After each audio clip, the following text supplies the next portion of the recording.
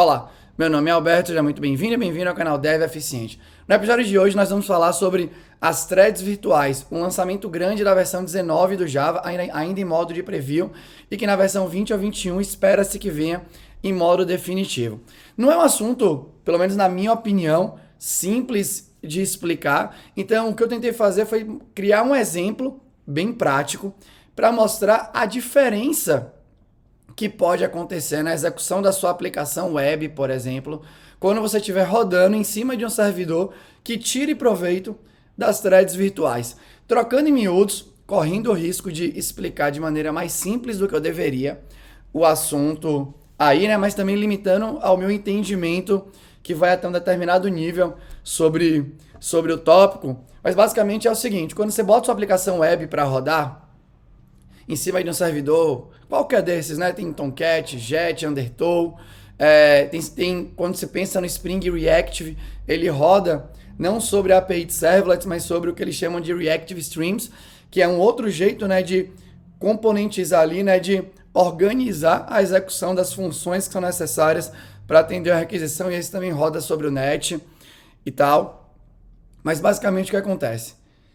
Existe uma tentativa constante de utilizar os recursos providos pelo ambiente de execução do programa da melhor maneira possível. Então, o que é que isso significa? Imagina que você tem algumas URLs na sua API, parte dessas URLs fazem operações em memória, acessam caches que estão rodando em memória e tudo mais, e parte dessas URLs, desses endpoints aí, tem que acessar o banco de dados, fazer consulta a serviços externos em geral, e isso exige a utilização mais ferrenha aí de I/O, então tem que sair pela rede, fazer a consulta e por aí vai. Então imagina que você tem operações em memória e operações que tem que utilizar, né, recursos de entrada e saída de escrita, né, e leitura aí da máquina, beleza? O que acontece? Por debaixo do pano, enquanto sua aplicação está rodando, existe ali uma energia sendo colocada do ecossistema, né, que roda, né, do Spring, da máquina virtual e tudo mais, para falar assim, poxa, se eu estou rodando esse código que está esperando a resposta de um serviço externo,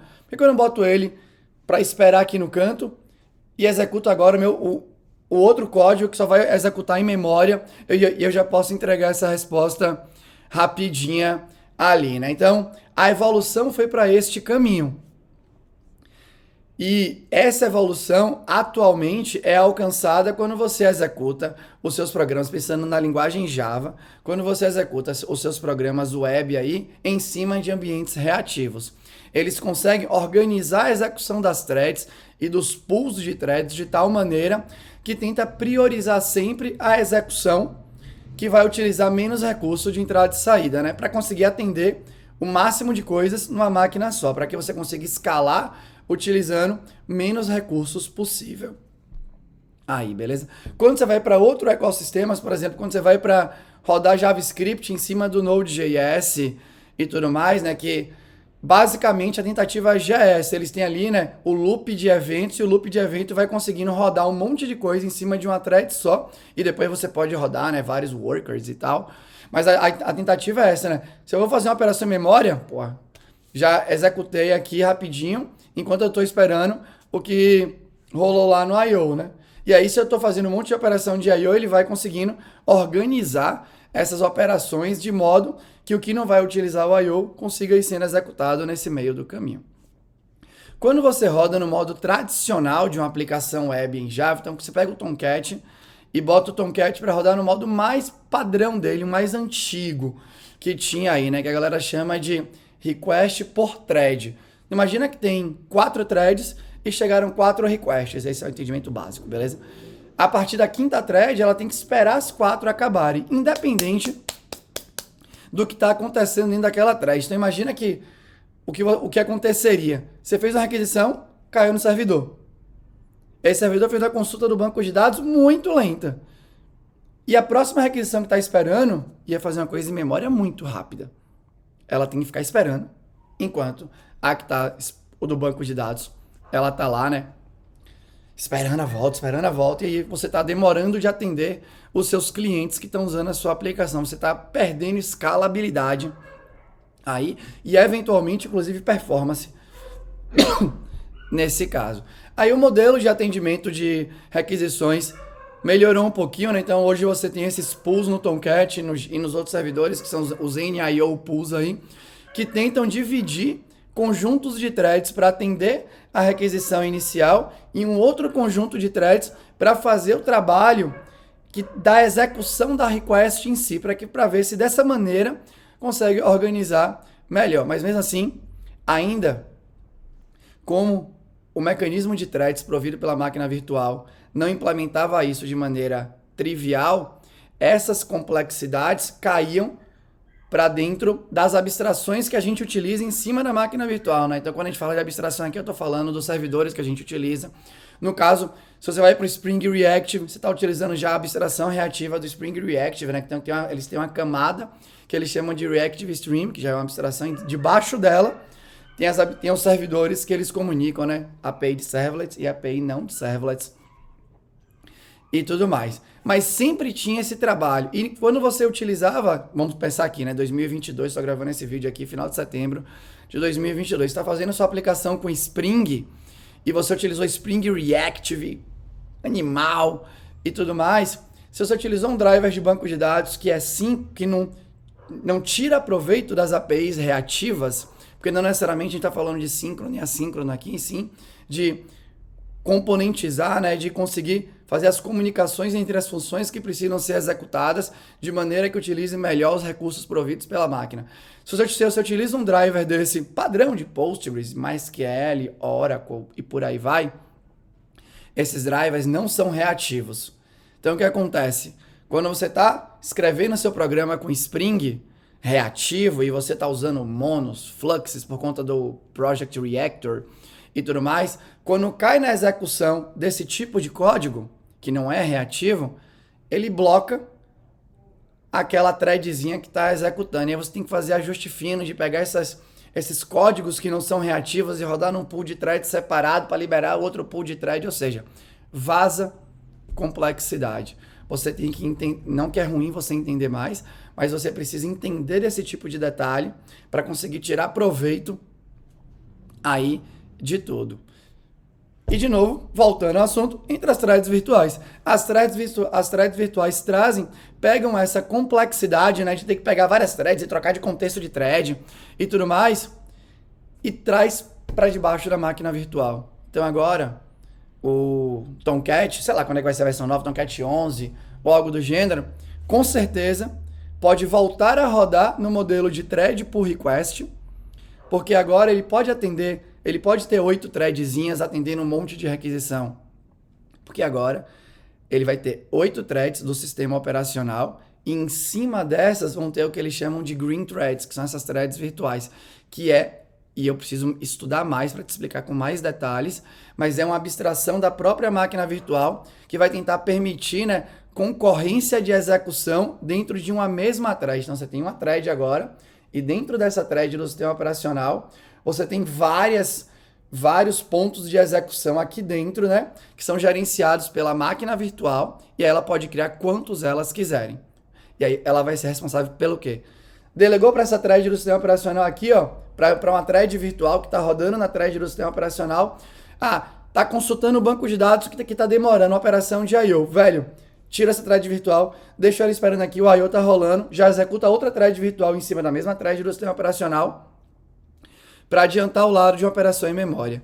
E eu fiz um exemplo para te mostrar isso acontecendo na prática, beleza? Obviamente eu passei mais tempo do que deveria tentando explicar, mas enfim. Vou mostrar o exemplo agora, espero que ajude aí, né? Então vamos lá. Seguinte aqui, ó. Eu criei aqui a minha versãozinha, né? Eu não subi uma aplicação web, porque eu não queria perder tempo em tentando entender como é que o Tomcat ia ser configurado e fazer ajuste fino no Tomcat para ele rodar com as threads virtuais. Eu instalei o Java 19 através do SDK-Man, que é um projeto que gerencia, né, versões de runtimes aí, o Java entre eles. Então eu instalei o Java 19, apontei aqui no Eclipse, né? Tô usando Eclipse ainda para rodar. E eu fiz a minha versãozinha de servidor web, olha só, né? Então eu tenho aqui um servidor que ele roda em cima do contexto do Spring para determinadas rotas com determinado executor service que roda um pool de thread, né? e esse servidor responde aqui para 3 endereços. Significado, que na verdade é uma chamada remota para uma API aberta, que você dá uma palavra, ele te retorna um JSON com significado, ou seja, eu estou fazendo uma operação aqui de entrada e saída, então saindo pela rede, consultando um serviço remoto e tudo mais. Peguei uma outra API aberta que é de Chuck Norris Facts. Então você manda aqui, né, uma chamada para piadas com Chuck Norris, e aí vem frases engraçadinhas de Chuck Norris, isso é mais antigo que minha idade, né? E tudo mais, mas também é uma chamada, né, que vai sair pela rede. Então tem essas 2 rotas aqui, né? Imagina isso daqui como se fosse o endpoint do seu controller. E eu fiz aqui uma outra que simplesmente faz uma operação em memória, né? E todo mundo aqui retorna a sua stringzinha de retorno. Então aqui faz uma operação em memória. Então, fiz a operação em memória aqui de boa total. E aqui eu criei aqui então esse meu servidor que basicamente ele aceita uma rota. Ele aceita aqui, né, a chamada dele aqui, ele aceita uma rota e um canal de resposta. Então eu passo para ele uma função para quê? Para que quando aquela rota acabar de executar, ele chama essa função e faz o que essa função manda. Nesse caso aqui eu mando printar, mostrando, né, a thread que está sendo executada naquele momento ali, né? Eu falo da rota e a resposta aqui. Então se liga aqui, ó. Aqui, quando eu uso aqui o New Fixed Thread Pool, esse daqui é o modelo que simula o thread pull request. Então, a primeira request que chegar nesse thread pull vai ser atendida, a segunda vai ser atendida, a terceira vai ser atendida, a quarta vai ser atendida, vão ser 4 threads, e a partir dali ele vai criar uma fila e ele vai rodando na medida que as chamadas vão chegando, né? Independente da característica da chamada que for chegando aí. E aqui, né, só para mostrar como é que eu faço, eu tenho aqui o meu executor e eu chamo aqui o execute, passando um runnable, e dentro desse runnable eu executo aqui, né, a rota. Então eu tenho esse mapa que eu recebo aqui com as rotas, pego essa rota, aplico, né, e aqui tem, enfim, né, a rota.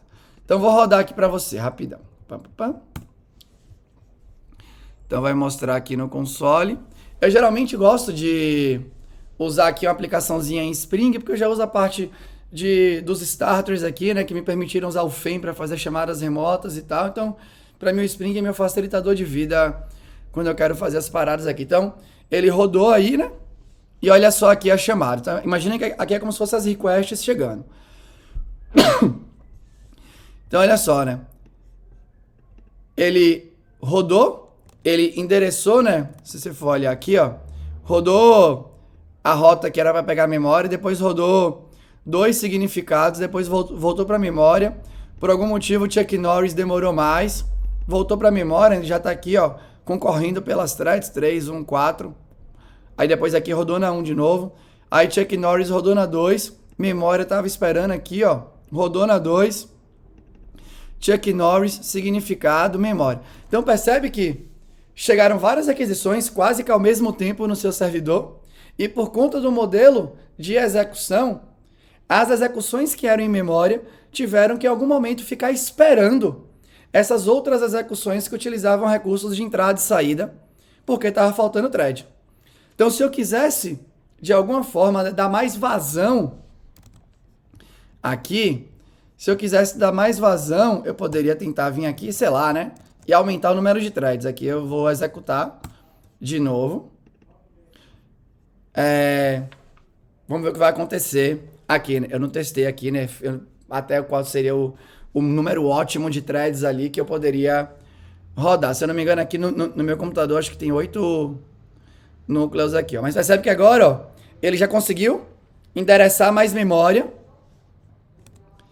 Então aqui, ó, olha só, né? Olha que interessante. Agora, como eu aumentei o número de threads, eu já disparei, a memória começou, pegou já mais algumas, mas depois, ó, ficou blocada de novo, esperando outras aqui, né? Por conta do gerenciamento. Então você vai ver que tem memória sendo executada aqui para baixo ainda. Então você precisaria ficar pedindo para criar thread, fazendo esse tipo de ajuste fino e tudo mais. E aí lembrando, né, que criar as threads consome recurso da sua máquina, consome memória da sua aplicação. a depender do número de processadores que tem disponíveis, quando você cria mais threads do que tem de processador, você deixou de ter paralelismo para ter essa concorrência entre as threads que estão rodando dentro, né, de cada um dos processadores. Então você tem todos esses... A parte da concorrência e paralelismo vai acontecer também nas virtual threads, só que de maneira mais inteligente aqui, né? Porque aqui simplesmente eu criei as threads, elas foram enfileirando e a máquina virtual foi fazendo o melhor que ela podia fazer para dar o jeito dela aqui, né? E a memória foi sendo relegada ali, né? Foi rodando para cá, foi rodando para lá, né? Foi se encaixando e você foi demorando mais de atender aquele cliente que queria fazer uma execução rápida ali. Então, olha agora, eu vou tirar esse daqui. E de novo, né? Aqui a gente está falando de achar o número que é o detalhe que você quer rodar, né? Qual que é o seu pool de threads ideal para executar da maneira ótima aí? Confesso que eu não acho que é um trabalho trivial. Beleza?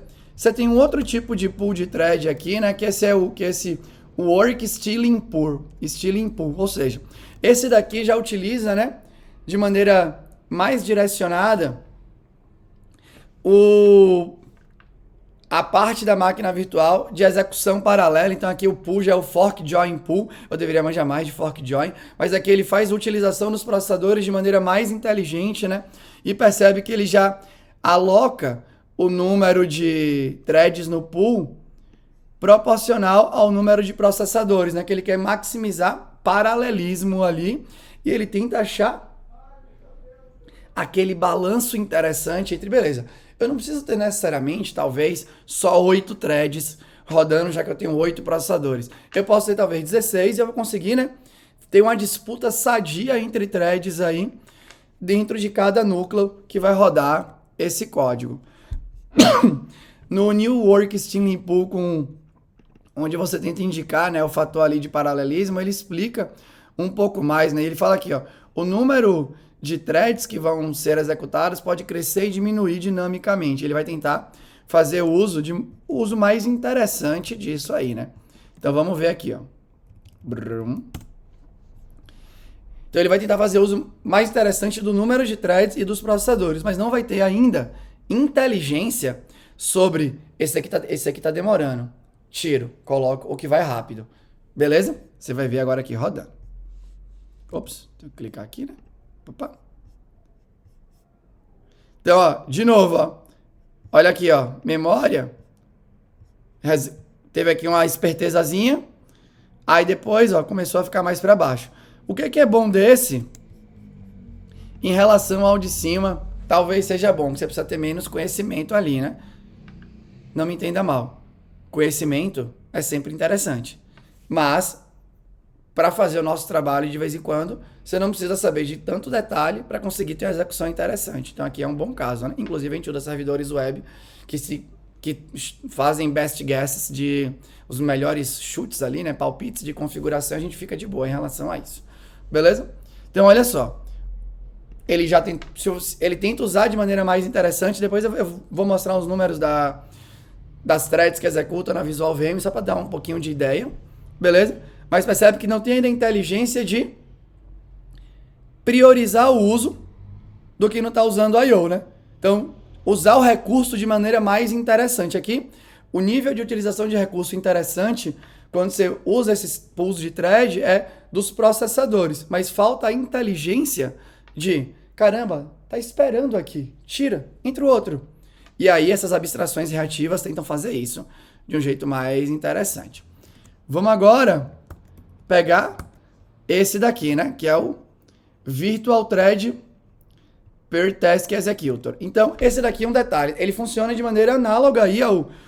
Não, análoga acho que não é a palavra, né? Você também precisa configurar poucas coisas. No caso, nada aqui, né? Então, parecido com o Work Stealing Pool.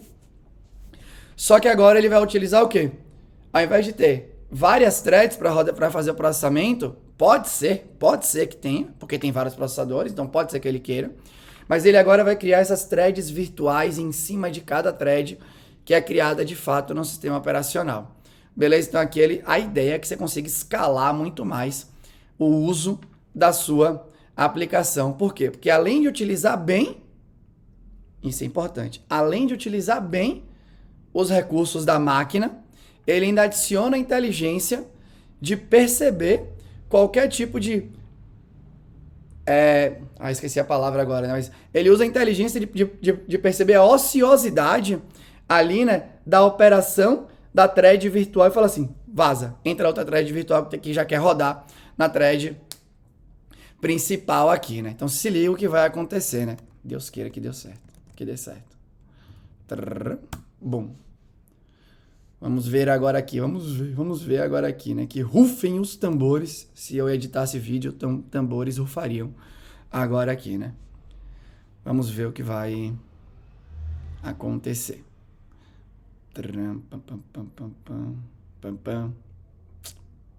Né? Olha só, né? Que belezinha aqui que ele fez aqui, ó. Ele executou tudo que era de memória já antes. Aqui do significado e do Chuck Norris, que são duas chamadas para fora, o meu chute aqui, né? Porque parece que ele aqui enfileirou a coisa, é que aí a inteligência rodou, né? Ele percebeu que deu para ir executando aqui tudo que era do significado, porque a chamada talvez tenha voltado mais rápido ou algo do gênero. Tão simples quanto isso, na minha opinião. Pode ser que eu esteja me passando aqui em algum detalhe e fica você que está assistindo o vídeo entende mais disso do que eu. Sinta-se convidado ou convidada a comentar, né? O que eu posso dizer aqui para você é o seguinte, ó. Memória, percebe que eu faço um loop eu faço 9 iterações aqui e para cada iteração eu disparo 3 chamadas, né? E a ordem das chamadas é significado, Chuck Norris e memória. Ou seja, memória está sempre por último e memória rodou tudo primeiro, porque aí entrou a inteligência da parada, né, velho? Olha isso aqui. Esse aqui, essa thread aqui, ó, virtual, não tá usando nada de I/O. Não trava não, vai executando. As outras duas estão usando coisas de I/O. Talvez ele tenha simplesmente feito o quê? Significado tá aqui, tá mais rápido. Então rodou tudo antes de Chuck Norris. Tinha que explorar mais aqui, obviamente, os cenários. Pra gente ver, né? Essas diferenças de chamadas, inclusive nas chamadas que tem I/O, né? Eu chuto que vai ter, obviamente, algum tipo de diferença aí.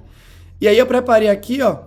Se você for olhar aqui na Visual VM, essa execução das threads virtuais, eles rodam, né, dentro de um pool de thread também do fork join, ou seja, utilizando a inteligência de utilizar os processadores disponíveis de maneira interessante. Os workers aqui são os workers dos processadores, né? Então são as threads ali rodando e eu acho que essa versão de Visual VM ainda não mapeia as threads virtuais que rodaram em cima dessas threads reais aí, né? Meu chute. Beleza? Mas, basicamente, né? A execução aqui priorizou o que executava mais rápido. Deixa eu voltar aqui, né? Esse, pelo menos, foi o meu entendimento. Beleza? Pode ser que eu tenha entendido tudo errado? Pode, mas eu achei que valia a pena gravar o vídeo para mostrar para vocês a diferença. Eu exercitei bastante, eu li, né, obviamente, a explicação da entrada das threads virtuais. Na minha cabeça conectou muito com o problema que estava tentando ser resolvido, né, pelas abstrações reativas, parte do problema.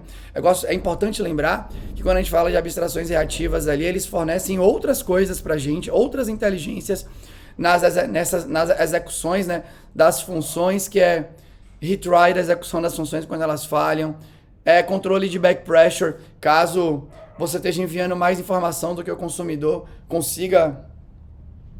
Quem está publicando informação está enviando num pace maior do que o que está consumindo consegue aguentar, né? Então ele pode notificar, olha, relaxa aí nesse envio. Então tem outras inteligências que são adicionadas nas abstrações reativas que não tem aqui, obviamente nas threads virtuais, mas o fato é que com certeza o Project Reactor vai utilizar as threads virtuais na versão, quando ele der suporte ao Java 19, não sei quando isso vai acontecer, para tirar proveito de tudo que está rolando, beleza?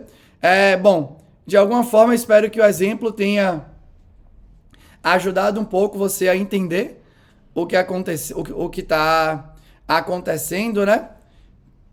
Explore, obviamente, com seus exemplos e tudo mais, mas basicamente era isso. Aqui na descrição do vídeo eu vou deixar vários links que falam sobre as threads virtuais, que eu acho que são interessantes, para que vocês leiam também, formem a opinião de vocês. Se eu tiver falado alguma coisa que não fez nenhum sentido, por favor, seja educado ou educada comigo aqui nos comentários. Mas basicamente é isso. Se você gostou, deixa um comentário aqui. Se você não gostou, o teu comentário é construtivo, deixa aqui também e eu vou ter o maior prazer em responder. Era isso. Tchau.